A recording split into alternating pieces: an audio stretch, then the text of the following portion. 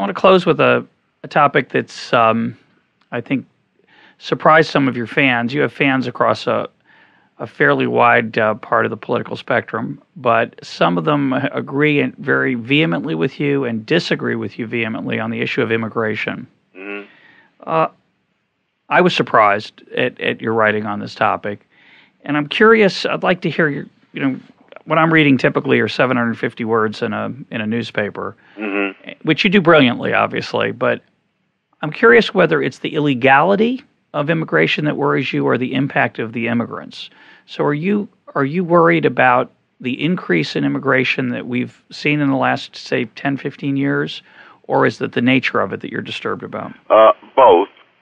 I'm also disturbed by the fact that people discuss immigration in general when there is no such thing as an immigrant in general. There are some immigrants who come to this country who have been worth their weight in gold. I think of the people who came here during the Second World War as a result of fleeing from the Nazis, and who had played a major role in creating the atomic bomb, which undoubtedly saved the lives of 100,000 Americans.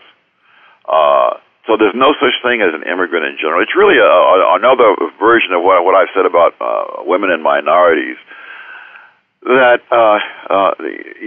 they're not homogeneous. Immigrants are not homogeneous. And insofar as the illegality means that we don't choose who's going to come here, people themselves decide whether they want to come here, and we have nothing to say about it.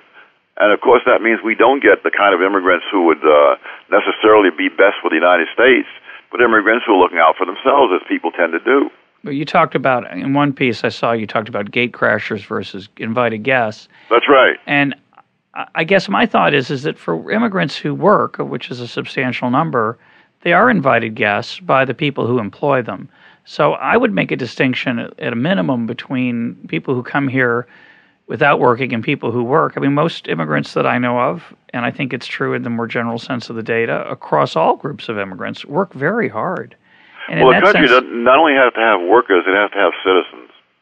And I think that because economists in particular tend to think in terms of the purely economic factor, they're willing to let in people who, in fact, may be hostile to the whole society and culture of the country. And, of course, Europe has gotten itself into an enormous mess with the guest workers that they have, who many of whom are precisely that sort.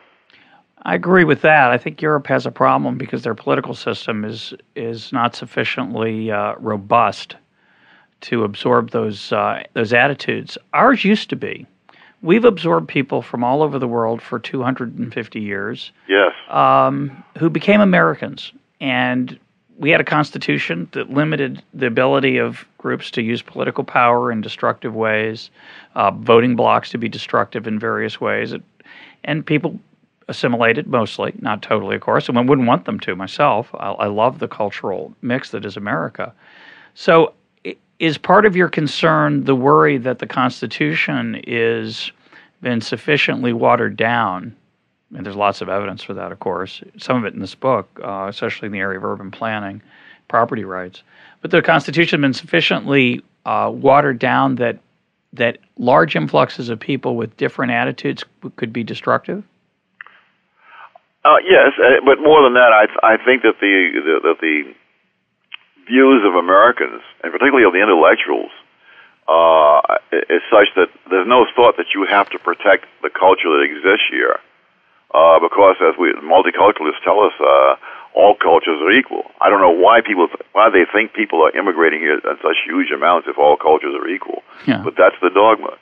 Yeah, my hope is that our culture American culture is truly multicultural, not the way the multiculturalists think of it, which is this culture and that culture, but rather a melding and mix and stew of different ideas and different food and different music and different art and creativity. A lot of the internet's great successes come from immigrants. Andy Grove and Sergey Brin are two that come to mind. So I wonder if I'm more optimistic than you are that we're going to keep that culture that's so vibrant intact, or you're afraid it's going to go off in the wrong direction? There are too many forces pushing it off in the wrong direction. I mean, we have people who think that when someone commits a crime according to American law, which would not be a crime where they come from, that we should somehow make allowances for that. Yeah. And of course, what that means is that we're going to give up American law. Of course, and the flip side of that is this strange idea that if we have something that's legal here but illegal overseas, we shouldn't do it, which is this idea that international law is somehow better. Because that's another scary notion. Well, we're out of time. My guest today has been Thomas Sowell, the Rosa and Milton Friedman Senior Fellow at Stanford University's Hoover Institution. Dr. Sowell, thanks for joining us. Thank you for having me.